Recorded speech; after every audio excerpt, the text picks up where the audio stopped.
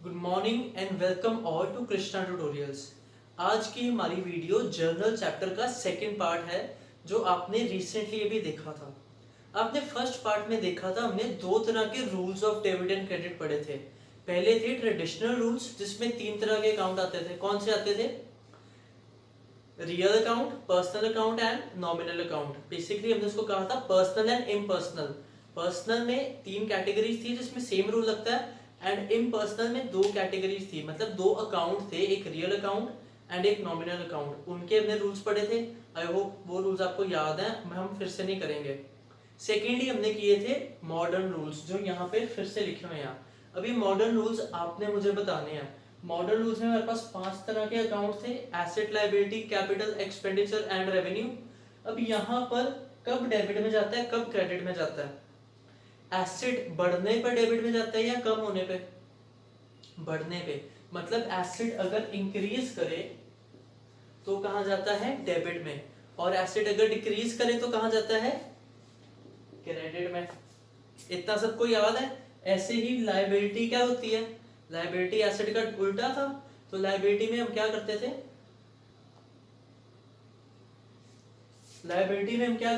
Liability बिल्कुल opposite थी इसकी। तो यहाँ पर ये रूल चलता था, मतलब अगर इंक्रीज होती है तो क्रेडिट में, डिक्रीज होती है तो डेबिट में। कैपिटल भी लायबिलिटी के जैसी थी, मतलब इंक्रीज होने पे डेबिट, इंक्रीज होने पे क्रेडिट में, डिक्रीज होने पे डेबिट में। एक्सपेंडिचर किसके जैसा था? वो अगर आपने 1 2 3 4 5 करके याद किया तो आपका गलत हो जाएगा। कल रेवेन्यू फोर्थ पे था, एक्सपेंस फिफ्थ पे था।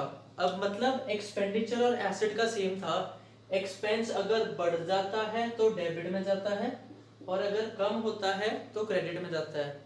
रेवेन्यू या कोई भी इनकम या कोई भी प्रॉफिट बढ़ने पर जाता है क्रेडिट में, एंड कम होने पर जाता है डेबिट में। अब इसी रूल को फॉलो करके हम एक्चुअल में जो काम करना है वो करेंगे।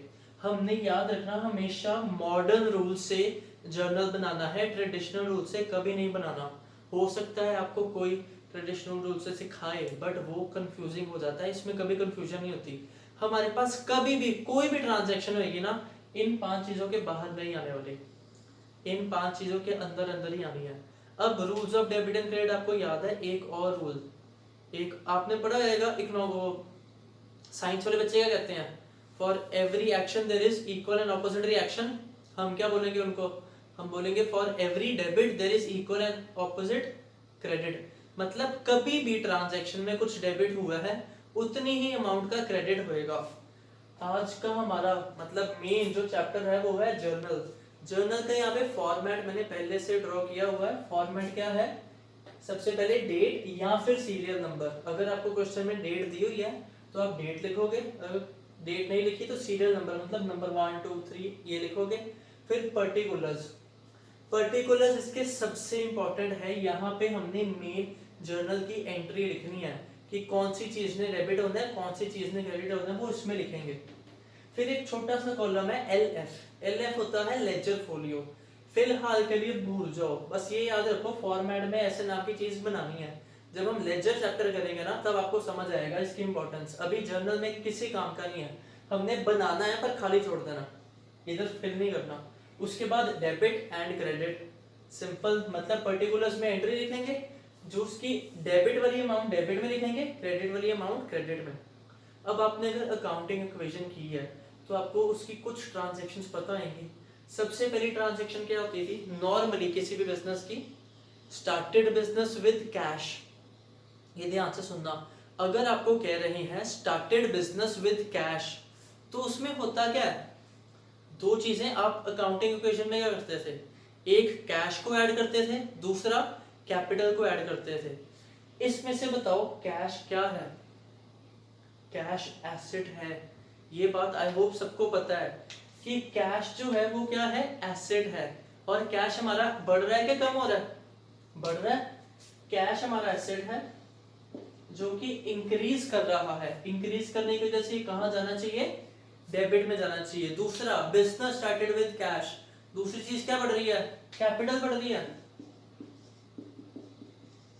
कैपिटल भी अगर इंक्रीज कर रही है, कैपिटल देखो, कैपिटल इंक्रीज करने पे कहां जाती है? क्रेडिट में, मतलब कैपिटल डालेंगे क्रेडिट में। अब इसको जर्नल एंट्री को लिखना कैसे है, मेन बात जो हमें सीखनी है, ये बड़े ध्यान से देखना। आपको ये पता लग गया कि कैश भाई साहब ने डेबिट होना है एंड कैपिटल ने क्रेडिट होना है।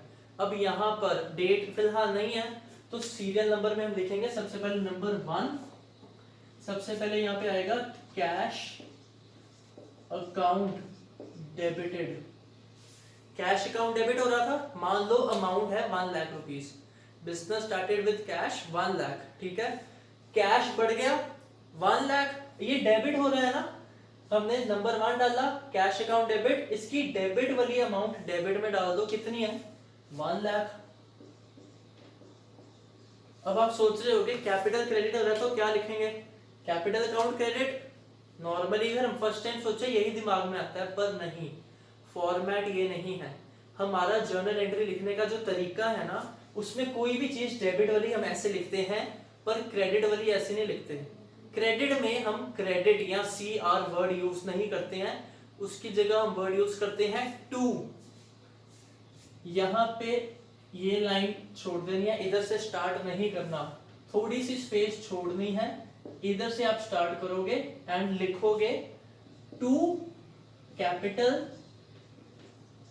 अकाउंट। यहां पर जो टू का मतलब है, टू डिनोट कर रहा है किसी क्रेडिट चीज को। ये एरोस मैंने बनाए हैं आपको सिर्फ बताने के लिए, अल्टीमेटली एंट्री आपकी ऐसी नजर आएगी, cash account debited to capital account. अब टू का मतलब क्या है, टू का मीनिंग क्रेडिट है, पर वहां पे लिखने की जरूरत नहीं है। अब कैपिटल क्रेडिट हो रहा है, क्यों बढ़ रहा है, तो इसकी अमाउंट कहां जाएगी, इसकी अमाउंट क्रेडिट में चली जाएगी 1 लाख, सिंपल एज दैट। ये हमारा तरीका है कोई भी जर्नल एंट्री लिखने का। हमने कोई भी जर्नल एंट्री लिखनी है, उसमें जो चीज डेबिट हो रही है उसका नाम आएगा, जैसे cash account debit, bank account debit, furniture account debit, debtor account debit, कोई भी जो भी डेबिट होएगा उसका अकाउंट डेबिट, और जो भी क्रेडिट हो रहा है, मान लो कैश क्रेडिट हो रहा है तो to cash account, to capital account, to sales account. और यहाँ पर ये थोड़ी सी जगह छोड़नी है, ये कैश के नीचे यहाँ से स्टार्ट नहीं करना, नंबर कट जाएंगे, आपको समझ भी नहीं आएगा हुआ क्या हमारे साथ, हमने तो सही एंट्री लिखी है, ठीक है। ये फॉर्मेट है, ये रूल है, इसको हम चेंज नहीं कर सकते।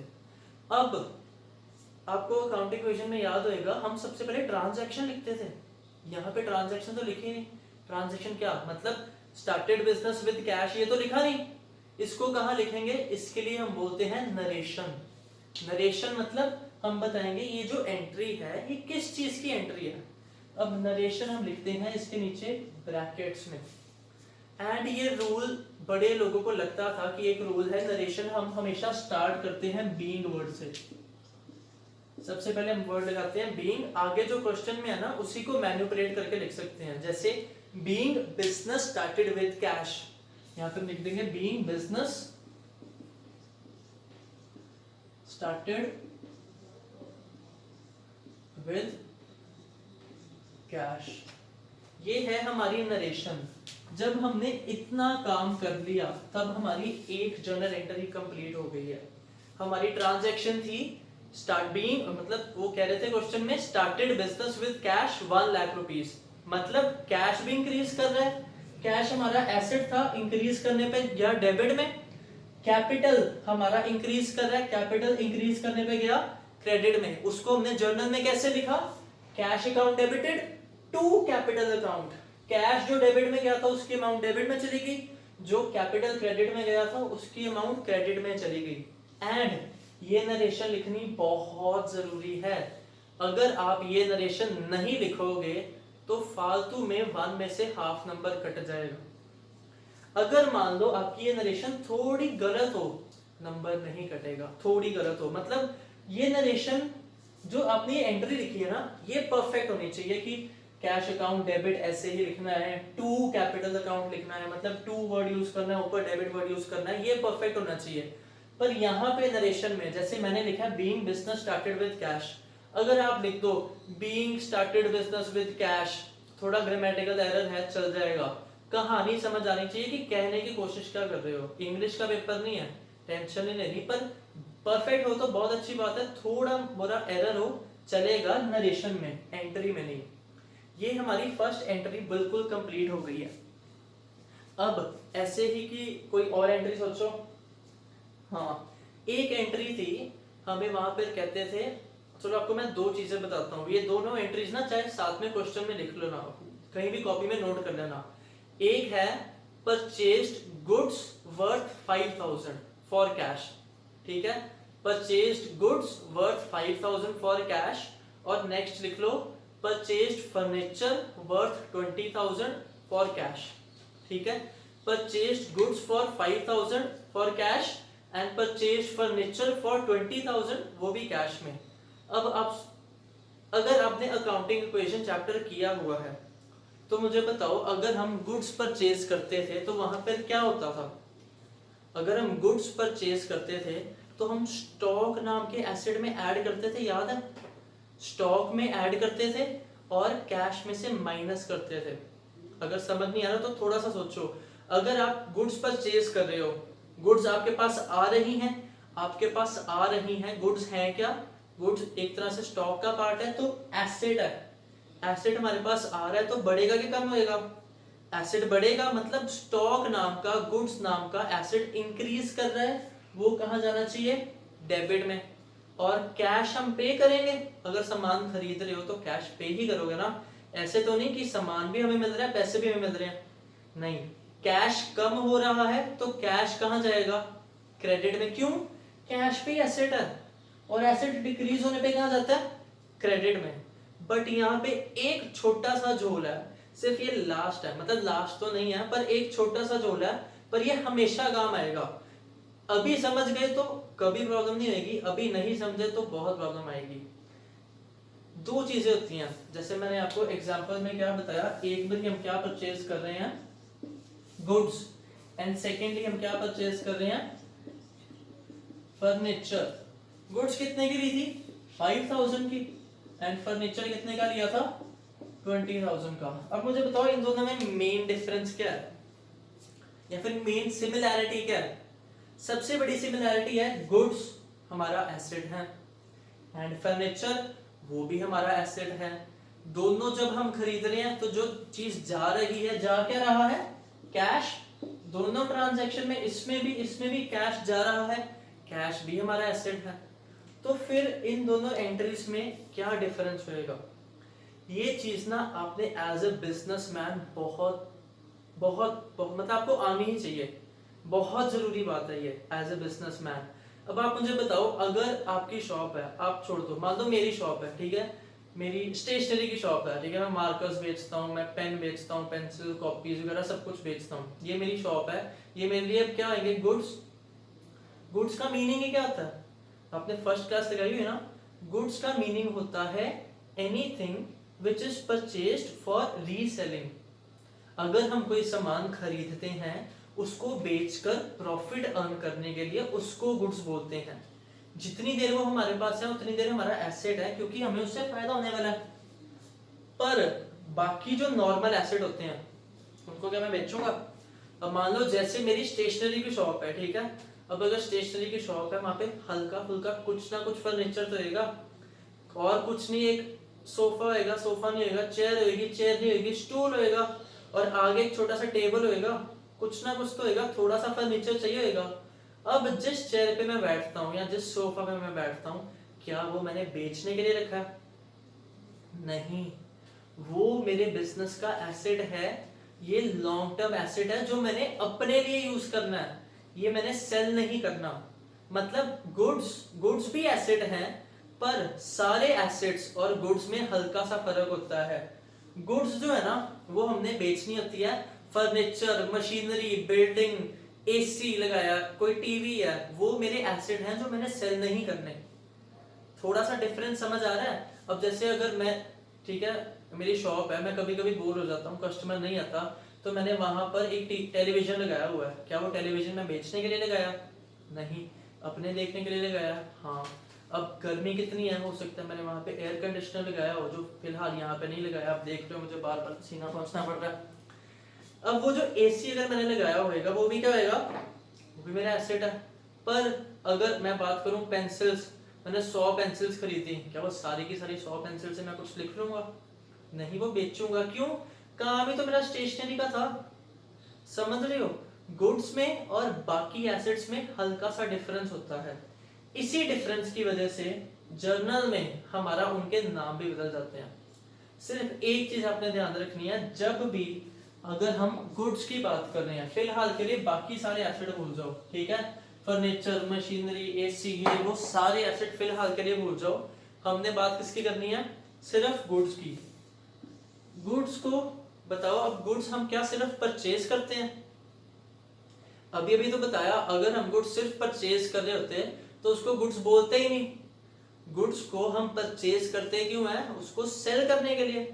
मतलब गुड्स को हम खरीदते हैं बेचने के लिए, तो उससे परचेजेस भी करते हैं एंड उससे सेल्स भी करते हैं। ये बात क्लियर है? आई होप क्लियर है। कोई चीज समझ ना आए तो पिछली वीडियो में मैंने नंबर बताया था, यहाँ पे भी आपको शायद ऊपर थंबनेल में या एंड पे पता चल जाएगा। You can contact me on WhatsApp. अगर आप चाहो, मेरा इंस्टाग्राम का पेज है कृष्णा ट्यूटोरियल्स, वहां पे भी कोई चीज पूछ सकते हो। नहीं तो यहाँ पे तो नीचे कमेंट सेक्शन है, कोई भी आपको डाउट हो आप अपने को पूछ सकते हो। अब बात क्या है, हमारे गुड्स हम परचेज भी करते हैं, सेल भी करते हैं। बाकी सारे एसेट फिलहाल के लिए रुक जाओ। सिर्फ और सिर्फ अगर गुड्स की बात हो रही है ना, तो हम कभी भी ये वर्ड नहीं यूज करते कि गुड्स अकाउंट डेबिट। ना तो हमने गुड्स अकाउंट कभी डेबिट करना है और ना ही कभी टू गुड्स अकाउंट लिखना है। अब आपको मेरा सीक्रेट पता लग गया होगा कि यहाँ पे जो राइटिंग है और यहाँ पे जो राइटिंग है डिफरेंट है। क्या करें, वीडियो में अगर मैं सारी हैंड राइटिंग अपनी दिखाऊंगा ना तो आप देखोगे ही नहीं, इसलिए थोड़ा बीच में ऐसा करना पड़ता है। अब फिर भी आई होप आपको समझ आ रहा है। समझ नहीं आ रहा तो सुना ही दे रहा है, ठीक है? टेंशन नहीं लेनी। अब क्या बात हो रही है, गुड्स हम मतलब ना तो गुड्स अकाउंट डेबिट कर सकते हैं, ना गुड्स अकाउंट क्रेडिट कर सकते हैं। अब आप सोच रहे होगे गुड्स नहीं कर सकते तो स्टॉक कर दो, है ना?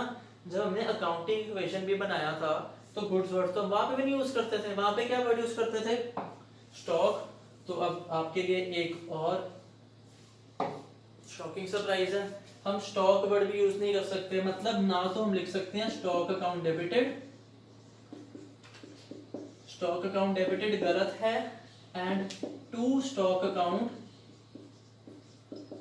ये भी गलत है।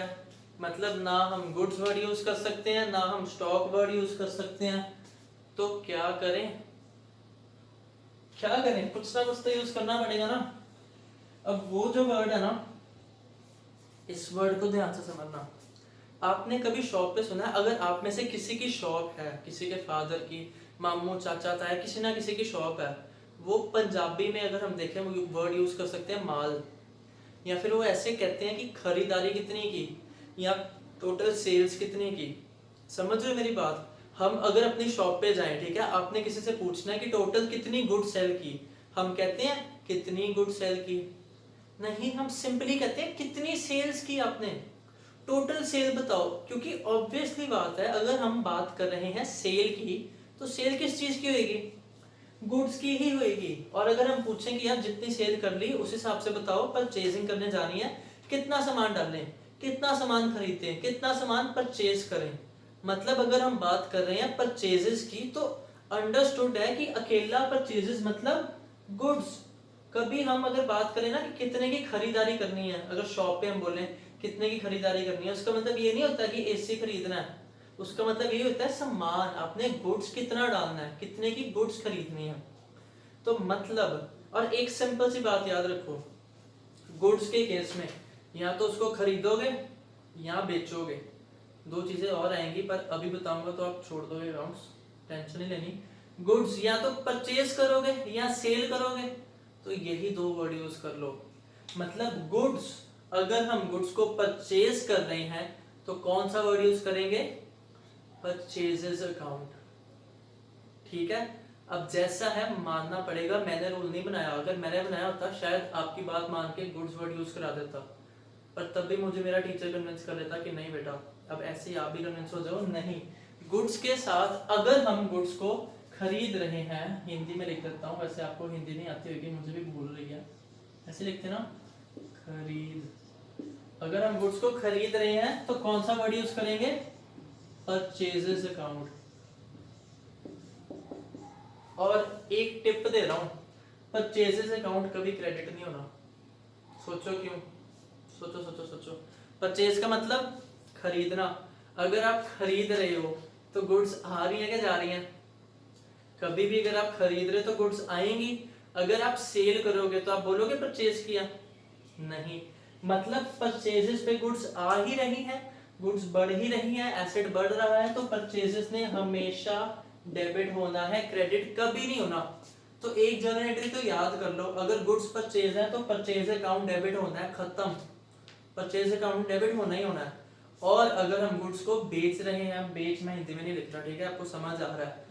अगर हम गुड्स को सेल कर रहे हैं तो क्या वर्ड यूज करेंगे? Sales, simple as that. अब सेल्स के लिए भी सोचो, अगर परचेजेस ने हमेशा डेबिट ही होना है तो सेल क्या होगी?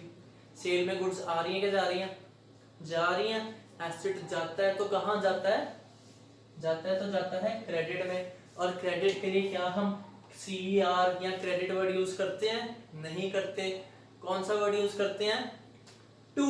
नहीं, ये वाला टू नहीं, ये वाला टू। क्लियर? तो मतलब सेल्स के लिए हमेशा क्या आएगा? To sales account. बात समझ आ रही है? और इसके सामने क्या आएगा? Purchase account debit to sales account. ये एंट्री कोई नहीं होनी, कभी भी आपको ये एंट्री नहीं आएगी, purchase account debit to sale account. अब जो आपको मैंने एंट्रीज लिखवाई थी उस पे वापस आते हैं। आप सोचोगे बीच में सर कहां चले गए थे? अगर इधर नहीं जाते ना तो ये समझ नहीं आता। अब वापस आ जाओ। आपको मैंने 2 एंट्रीज लिखवाई थी, क्या क्या थी? सबसे पहले था गुड्स परचेज फॉर 5000। हाँ ऐसे बोलो, छोटे बच्चों जैसे बोलो, जैसे बोलते हैं छोटे बच्चे। गुड्स परचेज फॉर 5000, ठीक है, यही एंट्री थी। थोड़ा हो सकता है वर्ड डिफरेंट हो, मैंने याद नहीं किया। अब गुड्स परचेज फॉर 5000 था, मतलब हो क्या रहा है? सामान खरीद रहे हैं, गुड्स खरीद रहे हैं, तो हम किसको डेबिट करेंगे? अभी तो बताया, बोलो। हाँ, purchases account debit.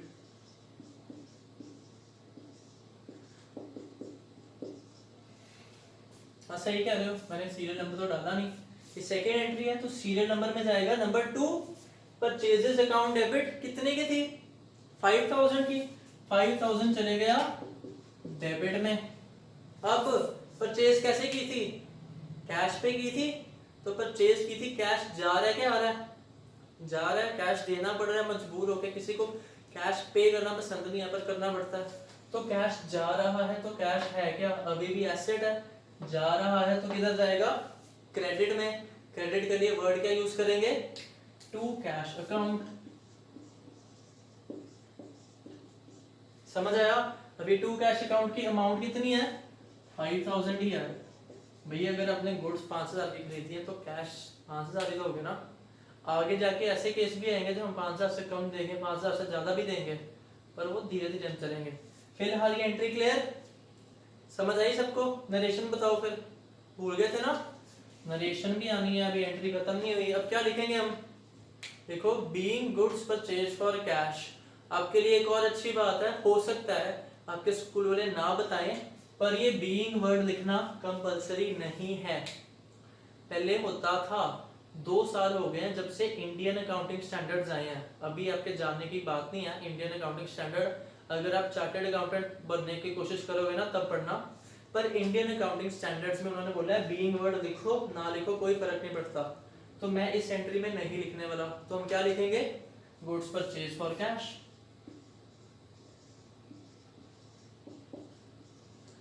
Goods purchased for cash. Second entry भी करेक्ट एंड गॉन। अब अगली एंट्री क्या बोली थी मैंने? अगले में हमने बोला था furniture purchase for cash for 20,000। मतलब फर्नीचर खरीदा, कैश पे खरीदा, 20,000 का खरीदा।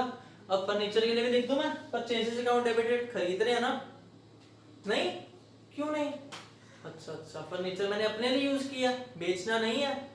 ठीक है, आपकी बात मान लेते हैं। अगर फर्नीचर मेरा एसेट है जिसको मैंने नहीं बेचना तो वहां पे फर्नीचर वर्ड ही यूज होएगा। क्यों? फिर से समझ लो, वो गुड्स नहीं है।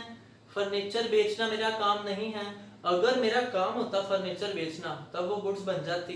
पर अभी मैं क्या बेचता हूँ? मार्कर। तो फर्नीचर मेरे लिए क्या है, एसेट जो मैंने ही यूज करना है, तो फर्नीचर के लिए फर्नीचर वर्ड ही यूज कर लेते हैं, कुछ और क्यों यूज करना है।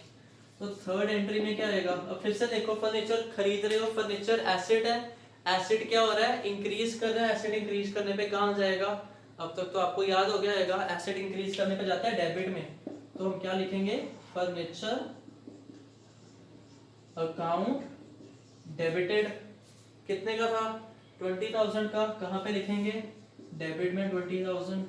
उसके बाद फिर से पे क्या कर रहे थे, कैश पे कर रहे थे, तो क्या लिखेंगे, टू कैश अकाउंट, क्यों, कैश जा रहा है, एसेट कम हो रहा है, कम होने पे क्रेडिट में जाता है, टू कैश अकाउंट, इसको कहाँ लिखेंगे भाई, टू मतलब क्रेडिट, नीचे लिखा है क्रेडिट में लिखा है, इसके सामने तो लिखेंगे नहीं, क्रेडिट में ही लिखेंगे। ये 3 एंट्रीज क्लियर, आई होप यहाँ तक सबको क्लियर है। अब इसके नरेशन लिखूं, बोल दूं चलेगा, लिख लोगे अपने आप, क्या लिखेंगे, चाहे तो बीइंग लगाओ चाहे तो ना लगाओ, मतलब देखो being furniture purchase for cash या फिर फर्नीचर परचेज फॉर कैश, ठीक है, आपका मन करे लंबी लंबी लिखने, लिखो being cash paid to purchase furniture, जो मर्जी लिखो, नंबर नहीं कटेंगे, पर छोटा लिखोगे ना बेटर है।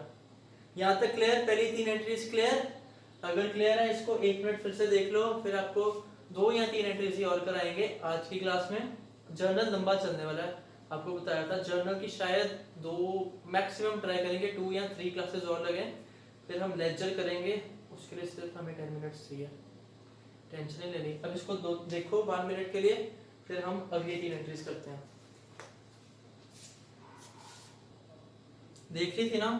अब ना हम थोड़ा जल्दी जल्दी करेंगे, 4-5 मिनट्स में वीडियो हमने खत्म करनी है, नहीं तो आप देखोगे नहीं इतनी लंबी वीडियो, पहले सोच लोगे हाँ इतना फर्क पड़े।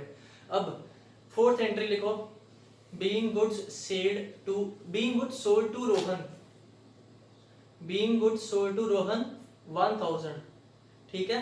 एक और एंट्री लिखो, being goods sold to Shyam for cash 2000, पहली थी being goods sold to Rohan 1000, दूसरी है being goods sold to Shyam for cash 2000। अब दोनों में डिफरेंस देखते हैं। सबसे पहले एंट्री देखो, या फिर ना एक चीज समझो, यहाँ पर हम कर क्या रहे हैं, गुड्स को सेल कर रहे हैं, गुड्स को सेल कर रहे हैं तो कौन सा अकाउंट आना है, सेल्स अकाउंट आना है, गुड्स अकाउंट नहीं आना। और गुड्स सेल कर रहे हैं, गुड्स आ रही है क्या जा रही हैं, जा रही हैं, मतलब सेल्स ने क्या होना है, क्रेडिट, मतलब टू सेल्स अकाउंट आएगा। पर पहली एंट्री में हम गुड्स किसको बेच रहे हैं, किसको बेच रहे हैं, आज से क्या नाम था, रोहन, रोहन को बेच रहे हैं कितने की, 1000 की। अब रोहन को 1000 की गुड्स बेच रहे हैं, क्या उन्होंने लिखा है कि कैश, कैश वर्ड यूज नहीं किया हुआ, मतलब उसको हम सेल कर रहे हैं पर क्रेडिट पे सेल कर रहे हैं, उससे पैसे नहीं मिले, सामान हमने बेच दिया पर पैसे नहीं मिले। अब बताओ अगर आपने सेल्स कर दी हैं और पैसे रिसीव नहीं हुए तो कौन है वो हमारा डेटर है, और डेटर क्या होता है, एसेट होता है। इतनी चीज समझ रहे हो ना, मतलब यहाँ पे हमारा डेटर कौन है, डेटर का ना हमने जर्नल में नाम लिखना है। हम अकाउंटिंग इक्वेशन में डेटर वर्ड लिखते थे, उसमें सारे डेटर लिखते थे, पर यहाँ पे हम हर एक पर्सन की डिफरेंट एंट्री कर रहे हैं ना, तो डेटर जो है वो हमारा जो, मतलब अगर डेटर का नाम दिया हो ना जैसे रोहन, हम वही नाम लिखेंगे, रोहन हमारा डेटर है, वो हमारा एसेट है। एक तरह से ये रिप्रेजेंटेटिव पर्सनल अकाउंट भी है, पर हम ट्रेडिशनल में नहीं जाएंगे। रोहन हमारा एसेट है, तो एसेट बढ़ रहा है कि कम हो रहा है, सामान बेच दिया पैसे नहीं आए, हमारा एसेट है, ये मत सोचना लायबिलिटी है, ठीक है। हमने अगर सामान बेच दिया पैसे नहीं आए, हमने अपना काम कंप्लीट कर दिया, हमने गुड सेल कर दी है, अब पैसे मिलने हैं, हमारी तरफ से कुछ नहीं करना, बस हमें पैसे मिलने हैं। तो जब तक नहीं मिलते वो हमारा डेटर है, डेटर मतलब एसेट है, तो एसेट हमारा कहाँ जाएगा, डेबिट में। एंट्री नंबर 4 हम लिखेंगे Rohan account debited, Rohan debited. यहाँ पे कुछ लोग कहते हैं कि रोहन मतलब किसी पर्सन के वर्ड के साथ अकाउंट वर्ड नहीं यूज होता, एसी नहीं लिखते हैं, तो रोहन डेबिटेड कितना 1000, इसको बेचा क्या था, गुड्स, तो टू गुड्स नहीं, टू स्टॉक नहीं, टू परचेजेस नहीं, परचेज थोड़ी कर रहे हैं, तो टू सेल्स अकाउंट, सेल्स में भी क्रेडिट में 1000। अब इसकी नरेशन क्या आएगी, being goods sold to Rohan, ये मैं लिख नहीं रहा हूँ और आपने लिखना है, क्योंकि मेरे नंबर नहीं काटने किसी ने, आपका टेस्ट होएगा, आपके मार्क्स कट जाएंगे। अब नेक्स्ट एंट्री क्या थी? नेक्स्ट एंट्री थी goods sold to Shyam for cash 2000। अब यहाँ पे श्याम वर्ड भी लिखा है पर कैश भी लिखा है, तो बताओ हम उधार पे बेच रहे हैं कि पैसे मिल रहे हैं? पैसे मिल रहे हैं। हमें लिखा है गुड्स सोल्ड टू श्याम, बेची श्याम को है पर कैसे? कैश के लिए। तो अगर उसने कैश पे कर दिया, क्या वो तब भी हमारा डेटर बनेगा? नहीं, पैसे तो मिल गए तो वो डेटर क्यों बनेगा? पैसे आए ना, कैश आ गया, एक एसेट आ गया और गुड्स चली गई, ट्रांजैक्शन कंप्लीट। तो क्या हो रहा है? सामान जा रहा है, गुड्स सेल कर रहे हैं और कैश रिसीव हो रहा है। कैश एसेट है, इंक्रीज हो रहा है, डेबिट में जाएगा। गुड्स एक तरह से जा रही हैं तो सेल्स कहाँ जाएगा? क्रेडिट में। तो जर्नल एंट्री क्या बनेगी? Cash account debited to sales account. Amount कितनी थी? 2000। इसकी नरेशन क्या आएगी? Being goods sold for cash. चाहो तो शाम का वर्ड लिखो, चाहे ना लिखो। Being goods sold to Shyam for cash भी लिख सकते हो, being goods sold for cash भी लिख सकते हो, अकेला गुड्स सोल्ड फॉर कैश भी लिख सकते हो बिना बीइंग के। आई होप यहाँ तक क्लियर है। अब एक लास्ट एंट्री, लास्ट एंट्री है गुड्स सोल्ड 5000। अकेला है गुड्स सोल्ड 5000, ना तो किसी का नाम दिया ना ही कैश लिया। अब बताओ क्या होएगा? इसको हम कैश सेल मानेंगे। क्यों? अगर यहां पर कैश नहीं मिला होता ना तो नाम लिखा होता कि किसको बेची है। नॉर्मली जब हम सेल करते हैं तो पैसे मिलते हैं ना, हम बेचते क्यों है सामान? पैसे के लिए। तो अकेला लिखा हुआ है गुड्स सोल्ड, ना किसी का नाम लिखा है ना कैश लिखा है, तो कैश पे ही बेच रहे हैं। तो फिर से जनरल एंट्री क्या आएगी? Cash account debited to sales account. कितनी थी? 5000 डेबिट में भी एंड 5000 क्रेडिट में भी। यहां तक क्लियर? ये सारी चीजें परचेजेस में भी लगनी है। अगर लिखा हो गुड्स परचेज्ड मतलब कैश परचेज है, एंट्री आएगी परचेजेस टू कैश। अगर लिखा है गुड्स परचेज फ्रॉम रोहन, तो अब अगर गुड्स परचेज कर रहे हैं रोहन से, इसकी एंट्री भी देख लो। अगर आपको कह रहे हैं गुड्स परचेज फ्रॉम रोहन 2000, सामान खरीदा है पर लिखा है कैश नहीं, पर नाम लिखा है किससे खरीदा है? हाँ, मतलब पैसे नहीं दिए। तो रोहन को अगर हमने सामान खरीद लिया उससे पर पैसे नहीं दिए, तो रोहन हमारा एसेट है क्या लायबिलिटी? लायबिलिटी है। वो लायबिलिटी कौन सी है? हमारा क्रेडिटर है। सामान खरीद लिया, पैसे नहीं दिए, हमने उसने काम कर लिया पर हमें पैसे देने पड़ेंगे, आज नहीं तो कल। तो हमारी लायबिलिटी है। लायबिलिटी का नाम क्या है? रोहन, जो हमारे क्रेडिटर है। तो जर्नल एंट्री क्या आएगी? Purchases account debited to Rohan,